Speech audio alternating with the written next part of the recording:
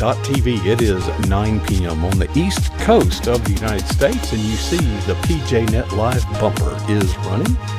And looking at my checklist, I see that we are recording. I see that we are streaming to multiple social media destinations, and we have a chat room waiting, and we have a guest in the green room that I will introduce. But first, let's count down to Studio 11.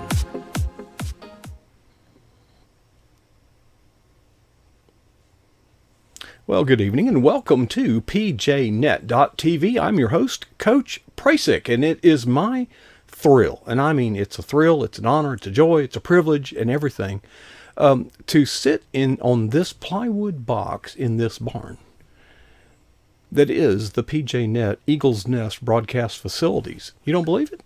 I'll show you. It's a barn. It's a piece of plywood.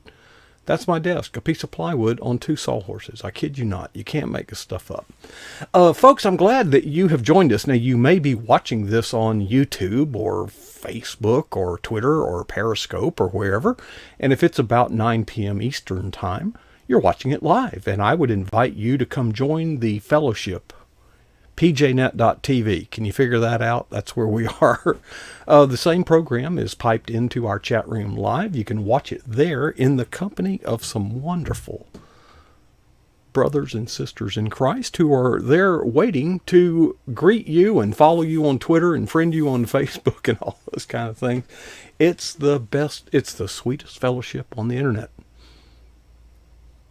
It's also the best kept secret on the internet.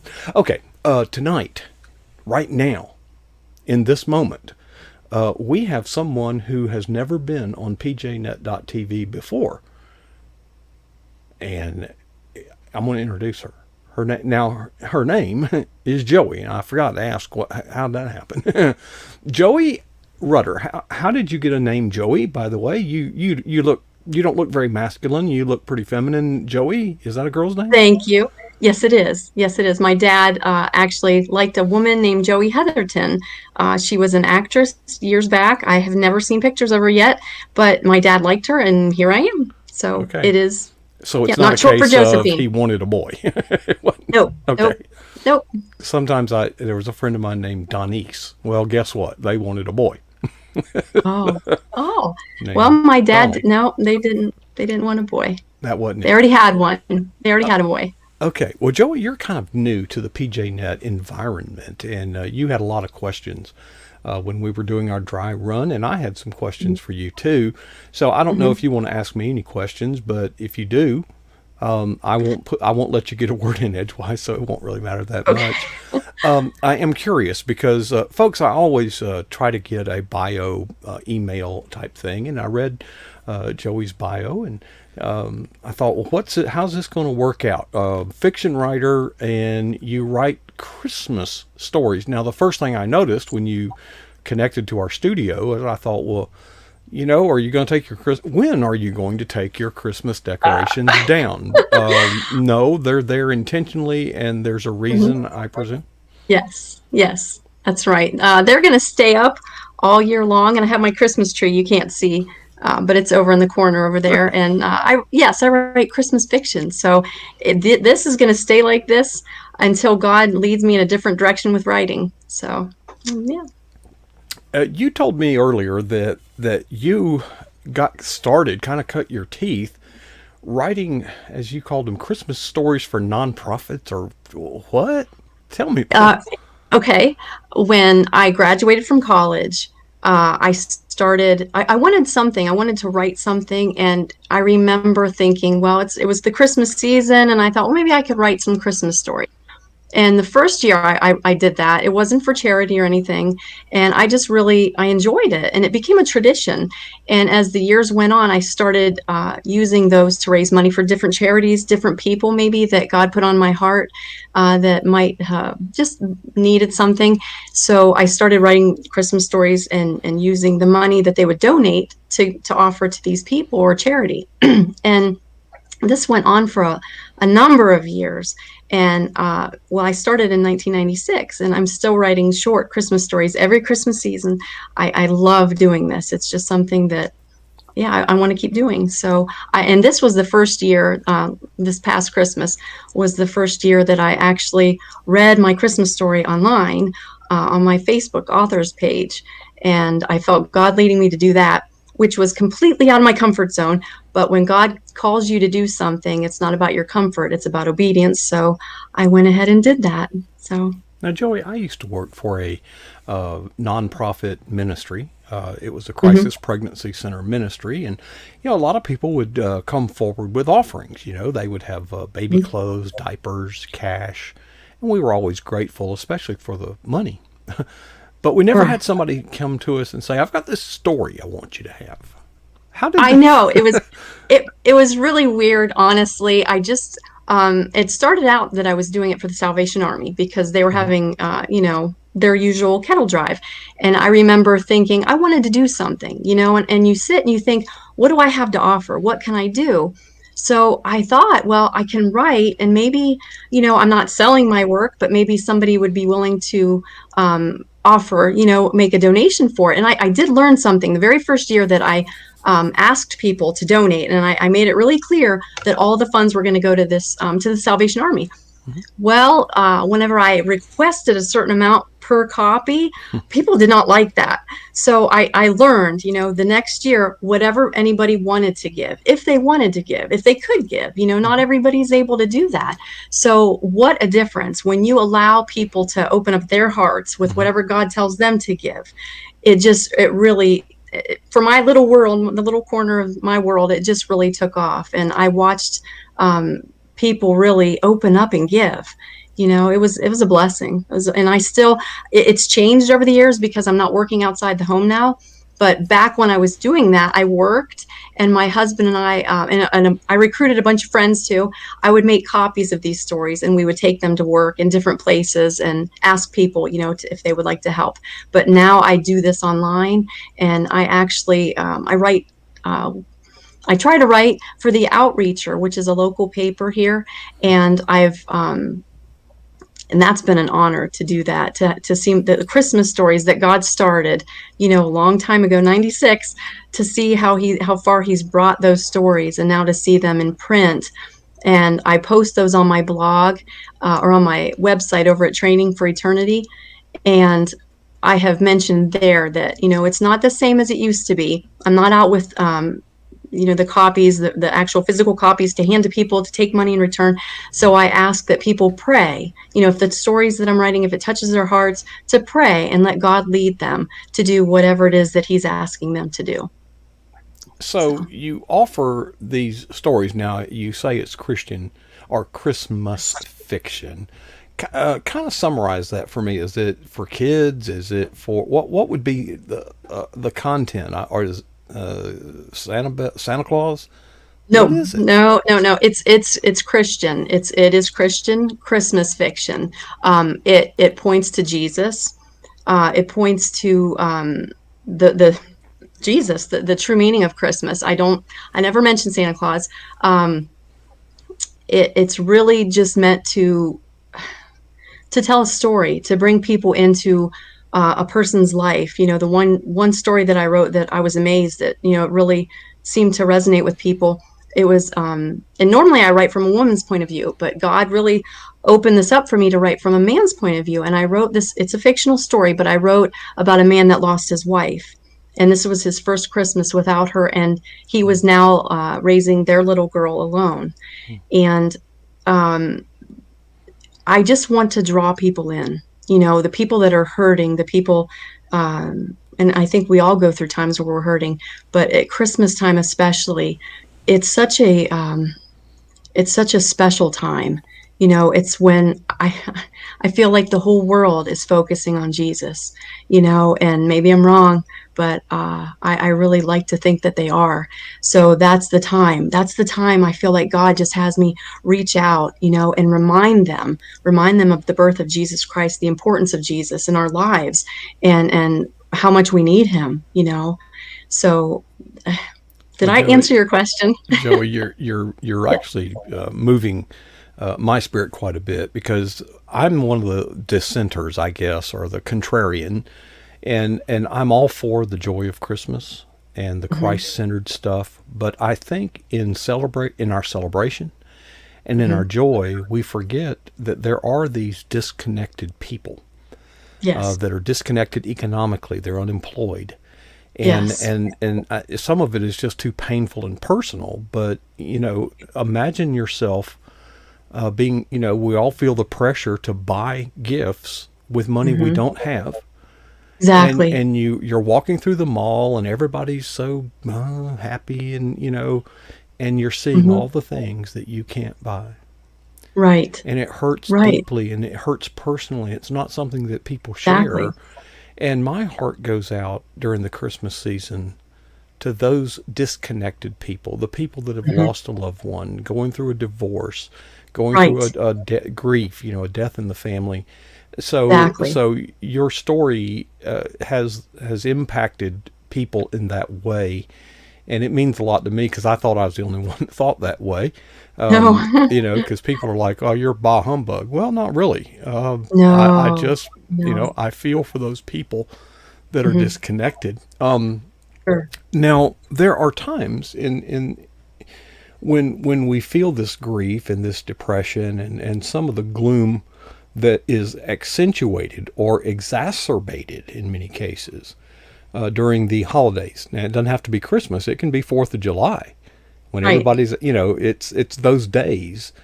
But there are times when we cry out to God, like, Mhm. God, where are you? Yes. And you have had an experience like Yes. that, but it wasn't that Yes. long ago. No, it's been a few years ago, but it was a real struggle for me.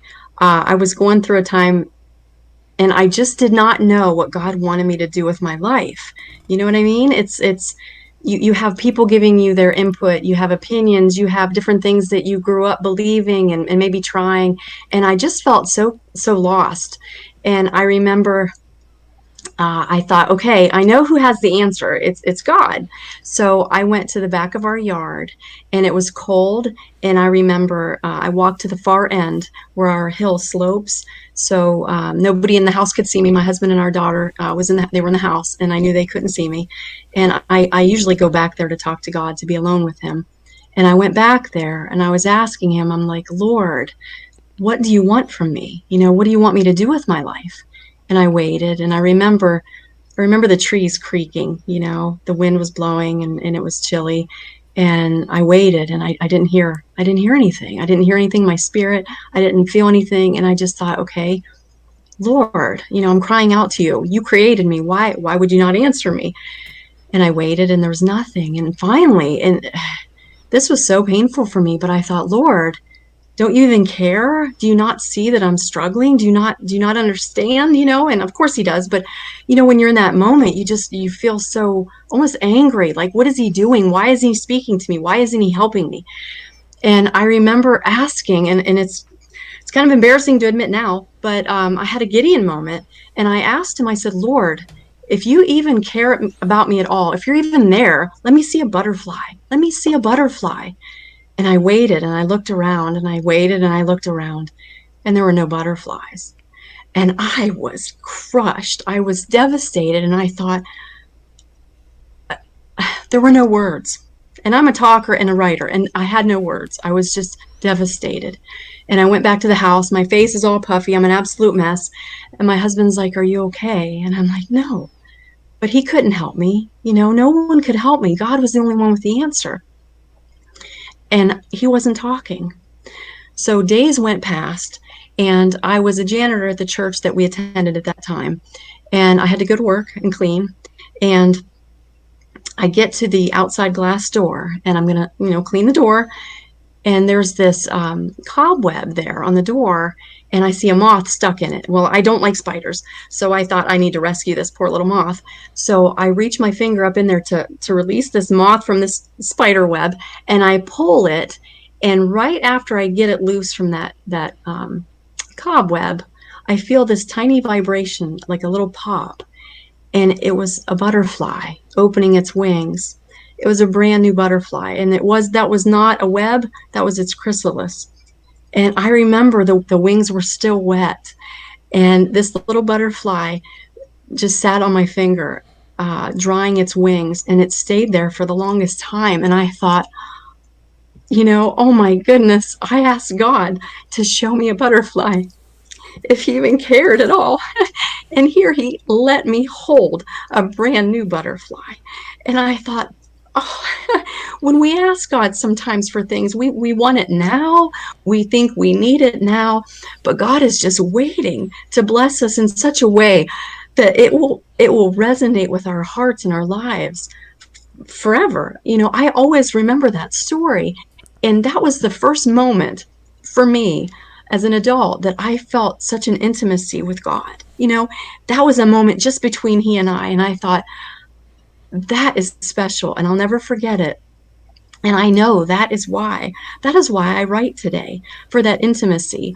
I am so blessed. I get to come down here in my Christmas office that my husband allowed me to have. He gave up a lot of his man cave for this. And I get to come down here every day and turn off, the overhead lights, turn on the Christmas lights, and I get to pray. And I get to tell stories. Jesus told stories, his parables, and he spoke to people, just ordinary, everyday people about their everyday lives. And he showed himself, and he showed God's love through these stories. And that's what I want to do. I want to draw people. I want to draw people into my world here, this little private world of mine, this little cocoon, and just let them see this intimacy that they can have with God. I mean, he is mighty and powerful and almighty and just everything. And yet he becomes so personal to us.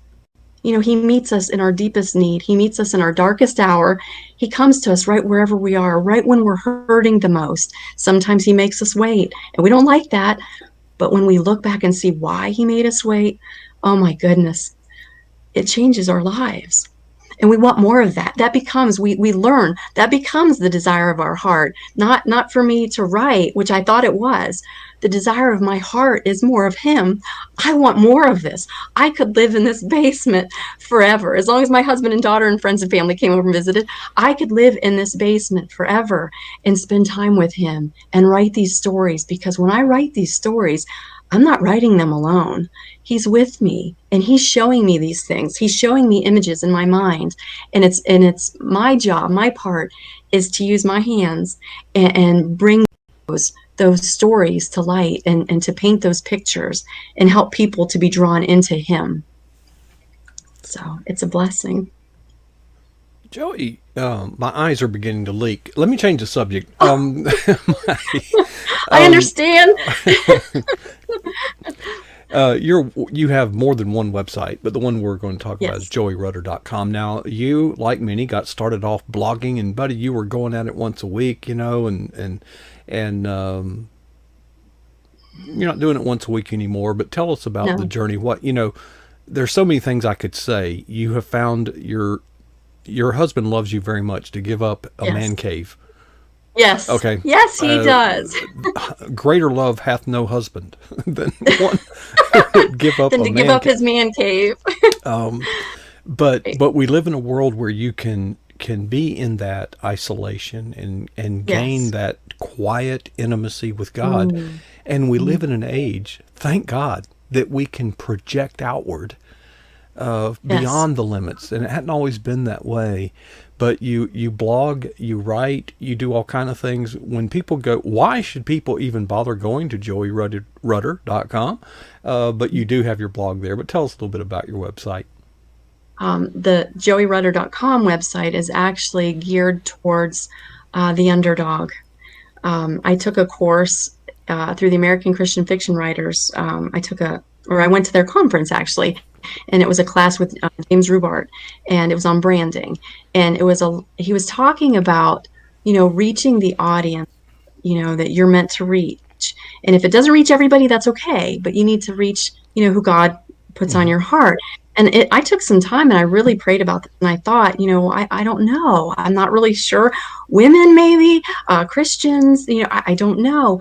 And the more that I spent time with God, and the more I looked back at my writing before and comparing it to now, I thought, I want to write for those people that are hurting, that the world just dismisses, that maybe they're not the best at something.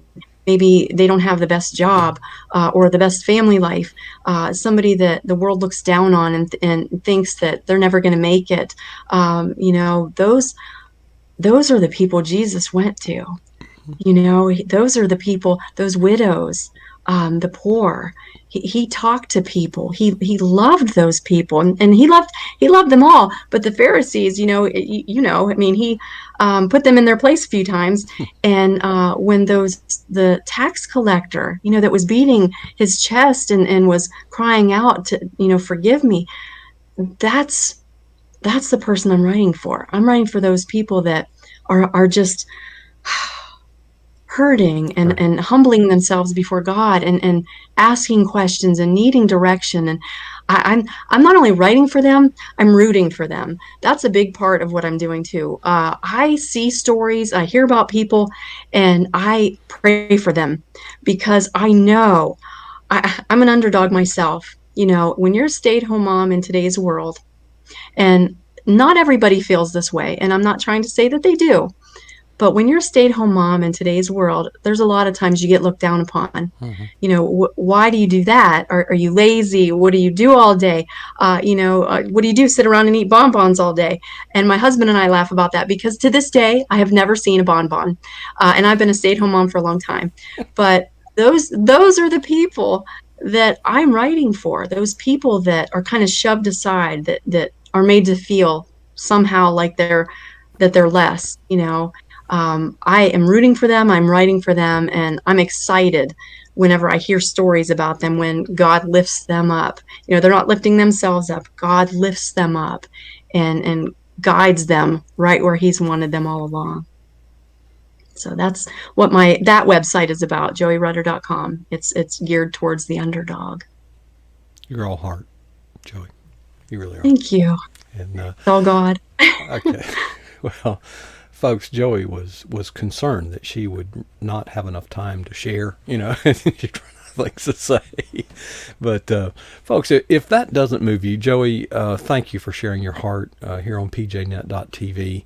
And we've all been moved by your story, and we appreciate you sharing your walk with Christ here on pjnet.tv. All right, well, folks, that we are experiencing some. There we go. There it is. I have a new mouse and keyboard. I think I'm going to send it back. Okay. Thank you, Joey, for sharing with us tonight. I hope that you were moved as I was by her story, the story of the underdog that came out on top, the flower, the butterfly. What? Oh, gosh. If that doesn't move you, you need to see a doctor. Okay? Really. I mean, you really need to see a doctor. So, thank you, Barbara, for making the arrangements to have Joey appear and share her story tonight. But it's not over. At the bottom of the hour, we've got J.D. Winninger queued up, and he will be coming our way at the bottom of the hour. Now, before I leave, I challenge you to ask yourself 2 questions. Here's the first one. What is the boldest thing that you have ever done for Jesus Christ? And the second question is, when was that? Are you an underdog? You feel defeated? Maybe you should fight back. I hope that none of us will be satisfied with our answer to either of those 2 questions.